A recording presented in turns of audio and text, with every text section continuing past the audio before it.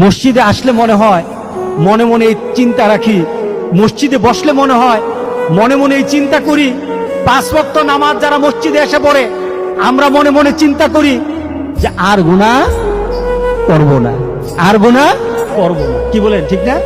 আর গুনাহ করব না।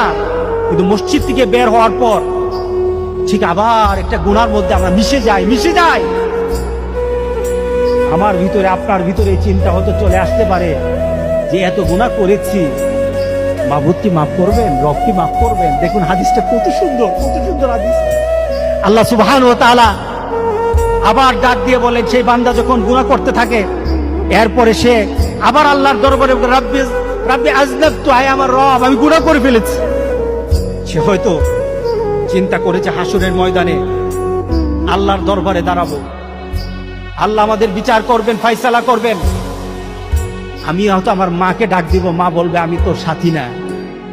বাবাকে ডাকবো, বাবা বলবেন আমি তোর সাথী না। নেতা বলবে আমি তোর সাথী না। বন্ধু বলবে আমি তোর সাথী না। সবাই যেদিন ফিরিয়ে দিবে, আমি সেদিন কিভাবে বাঁচব? আমার একটা পথ আছে, আমার একটা পথ রাসূল সাল্লাল্লাহু আলাইহি ওয়াসাল্লাম জানিয়ে গেছেন।